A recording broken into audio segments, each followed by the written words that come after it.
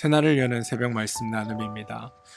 오늘은 2025년 1월 24일 금요일이고 말씀을 전하는 저는 강민 목사입니다.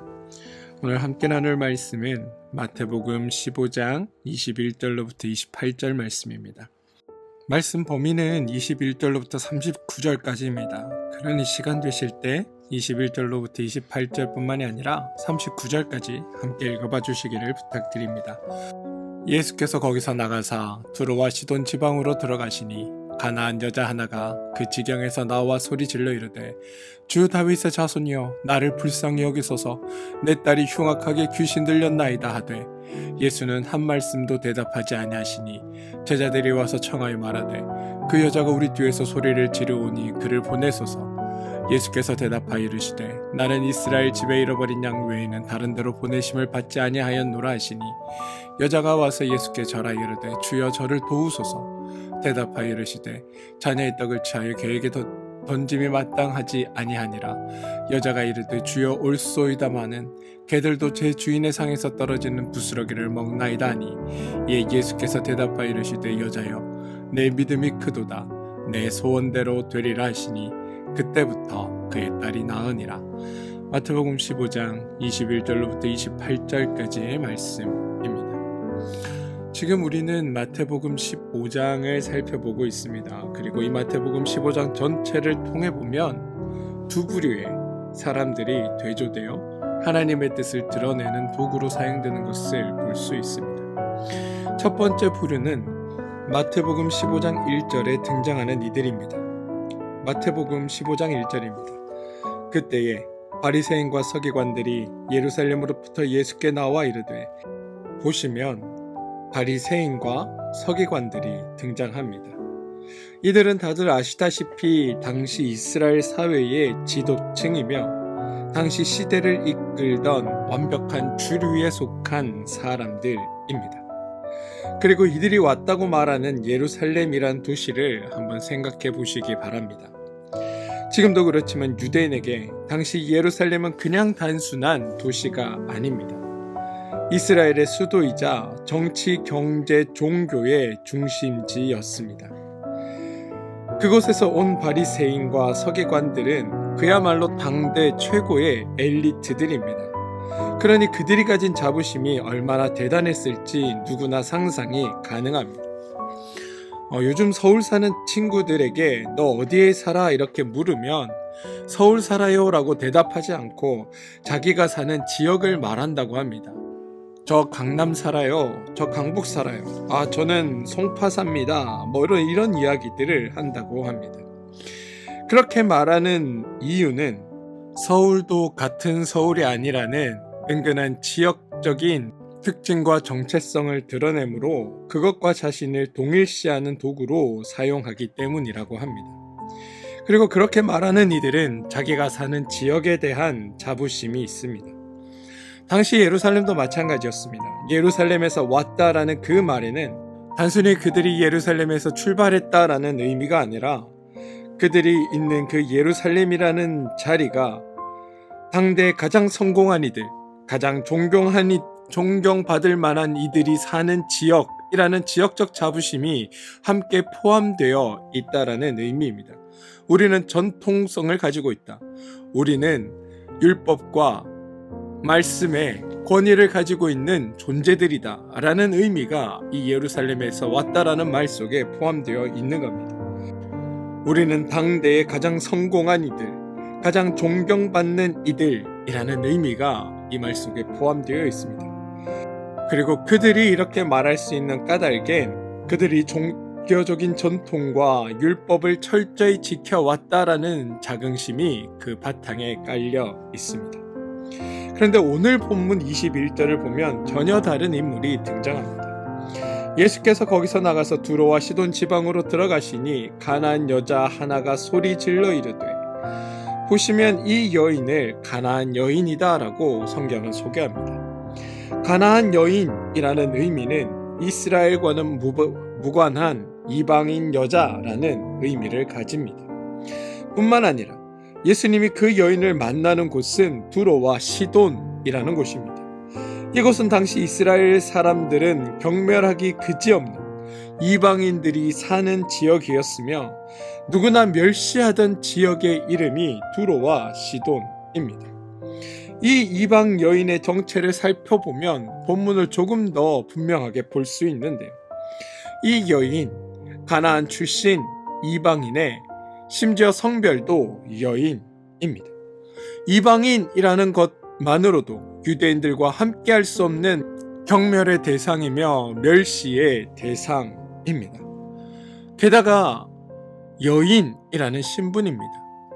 이스라엘 당시 여자들이 가지고 있던 사회적인 지위를 생각하면 이 가나안 여인이라는 말은 그 누구도 거들떠보거나 그 누구도 관심 가지지 않는 경멸의 대상이자 함께할 수 없는 사람이라는 의미를 가지고 있습니다.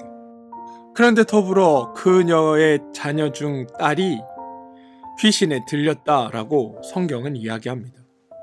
귀신에 들렸다, 이 말은 저주받고 또 저주받았다라는 의미입니다. 다시 말해 이 여인은 영적으로도 사회적으로도 완벽하게 소외되었다라는 게 성경의 고백인 겁니다. 첫 번째 부류, 모두가 닮고 싶어하고 모두가 되고 싶어하는 부류입니다. 사회적인 존경과 부를 가진 사람들이라면 두 번째 부류는 모든 이들이 외면하고 함께하고 싶지 않은, 사회적으로도 외면받고 멸시당하는 부류입니다. 자녀가 있는 부모라면 그 여인을 향해 넌 저렇게 되면 안 된다, 혹은 너 공부 열심히 하지 않으면 저렇게 된다 라고 말하는 그 부류가 바로 이 여인이 속한 부류라는 겁니다. 한 가지만 더 살펴보겠습니다. 이들이 예수님을 대하는 태도입니다. 2절인데요. 15장 2절입니다. 당신의 제자들이 어찌하여 장로들의 전통을 범하니까 떡 먹을 때 손을 씻지 아니하나이다. 여러분, 이건 어제도 말씀드렸다시피 단순한 질문이 아닙니다. 예수님을 책망하고 있는 겁니다. 여러분, 생각해 보십시오. 다른 사람을 책망한다, 이건 어떤 의미가 있을까요? 여러분, 여기엔 난 저들과 다르다라는 생각이 기본적으로 깔려 있습니다. 그리고 난 저들과 다르다라는 생각 속엔 나는 무슨 일이 있어도 저들이 범하는 죄를 범하지 않는다라는 생각이 기본적으로 깔려 있는 겁니다. 다시 말해 지금 예수님의 제자들을 책망하는 이들의 생각 속엔 자신들의 옳음, 나는 이들을 책망할 자격이 있다라는 것이 깊이 자리 잡고 있다는 겁니다. 그리고 그 바탕엔 자신들이 하나님의 율법을 지키는 것에 있어 누구보다도 충성되고 누구보다도 열심이며 그 누구보다도 헌신적이었다라는 생각들이 그들의 바탕 속에 존재하는 겁니다. 그래서 그들은 스스로 구원받을 자격을 갖추었다 생각했고 그랬기에 그 어떤 것도 필요하지 않았던 겁니다. 반면에 가나안 여인은 어떨까요? 22절입니다. 주 다윗의 자손이여 나를 불쌍히 여기소서, 내 딸이 흉악하게 귀신 들렸나이다. 보시면 여러분, 이 여인은 내세울 것이 아무것도 없습니다. 예수님과의 어떤 연관성도 없을 뿐만이 아니라 스스로 자랑하거나 자신이 주장할 만한 것도 내세울 만한 것도 아무것도 존재하지 않는 사람입니다. 그래서 그녀가 할 수 있는 것은 단 한 가지였습니다. 뭐냐 하면 바로 예수님의 긍휼을 구하는 것. 그게 그녀가 할 수 있는 유일한 일이었던 겁니다. 심지어 예수님이 하시는 그 모욕적인 언사 앞에서도 그는 예수님의 긍휼을 구할 수밖에 없었습니다. 여러분, 우리는 이 지점을 분명하게 짚고 가야 합니다. 그녀가 하나님의 은혜를 입고 하나님의 구원을 경험하게 된 것엔 오직 하나님이 그녀를 그리고 그녀의 딸을 긍휼하게 여기셨다라는 것밖에 없다는 겁니다. 여러분, 제가 계속하여 말씀드리는 것, 우리의 공로나 우리의 정함이 하나님의 능력이나 하나님의 은혜를 불러오는 요인이 아니라 우리는 공로로 주장할 것이 아무것도 없고 다만 우리를 사랑하시는 하나님의 사랑, 우리를 향하신 하나님의 긍휼이 우리에게 은혜를 주시고 우리를 살리며 우리에게 생명 주신다는 사실입니다. 저는 여러분들이 이 사실을 분명하게 고백하게 되길 소망합니다. 우리가 오늘 말씀에서 한 가지 더 살펴봐야 할 건 바로 이 여인을 대하는 주변 사람들의 반응입니다. 가나안 여인에 대해 제자들은 23절을 보시면 그녀를 보내소서라고 말합니다. 왜 이렇게 이야기할까요? 그녀가 단순히 시끄럽다라는 이유만은 아닙니다. 더 깊은 이유가 있는데 그것은 바로 이 여인에게 얻을 것이 없다라는 생각 때문입니다. 누가복음 7장을 보시면 이방인에 대한 다른 반응이 등장하는데요. 7장을 보시면 이방인인 백부장의 이야기가 나옵니다. 이 백부장은 로마군의 장교였고 이방인이었습니다. 이방인에 대한 태도, 그리고 당시 로마군을 대하던 이스라엘 백성들의 태도를 생각해보면 이 백부장인 이방인도 경멸당하고 멸시당하고 모욕당해야 마땅합니다. 그런데 유대인들이 그를 어떻게 대했습니까? 성경에는 그를 적극적으로 도왔다라고 나옵니다. 왜 그랬을까요? 그가 우리 민족을 사랑하고 또한 우리를 위하여 회당을 지었다라는 이유 때문입니다. 여기서 우리는 인간의 기본적인 사고방식을 발견하게 됩니다. 뭐냐? 상대방에게 얻을 것이 있을 때 또는 상대방에게 무언가를 받았을 때 우리도 도와준다라는 겁니다. 흔히 많이 쓰는 말로 give and take라고 합니다. 그런데 그건 우리 죄인들, 인간들의 사고에 불과합니다. 하나님의 방식은 이것과는 전혀 다릅니다. 세상은 공짜는 없다라고 말하지만 하나님은 그저 베푸십니다. 왜냐하면 하나님은 완전하시기 때문입니다. 하나님은 부족한 게 없으십니다. 하나님은 모자람이 없으십니다. 하나님은 홀로 완전하신 분입니다. 그러니 우리가 무언가를 드리고 우리가 무언가를 베풀어서 하나님께 이득되거나 하나님이 덕을 보실 일이 아무것도 없는 겁니다.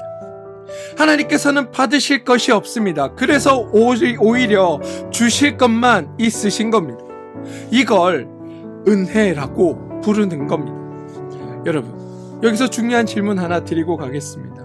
자격이 안 되는데, 기준이 안 되는데 그럼 어떻게 이 은혜를 받을 수 있겠습니까? 놀라운 건 하나님은 자격과 기준을 따지지 않으신다는 겁니다. 왜? 그럴 필요가 없으시니까. 하나님은 완전하시고 전능하시기에 필요한 곳에 필요한 능력을 주시고 있어야 할 곳에 있어야 할 힘을 주셔서 하나님께서 그 모든 일을 이루어 가시면 되기 때문에 자격과 조건으로 사람을 구별하거나 나눌 필요가 없으신 겁니다. 자격을 나누고 조건을 내세우는 건 바로 우리들이나 하는 일이라는 겁니다. 그런데 저는 하나님을 닮아갈 우리는, 하나님의 자녀된 우리는 이러한 것들이 우리의 자랑이 되지 않길 소망합니다. 내가 교회를 몇 년 다녔는데, 내가 봉사를 얼마나 했는데, 내가 헌금을 얼마나 했는데, 이런 것들로 서로 키재기하지 않으시길 바랍니다. 다만 오늘 가나안 여인처럼 하나님의 긍휼을 구하는 사람들 되시길 소망합니다. 우리가 하나님께 내세울 건 아무것도 없습니다.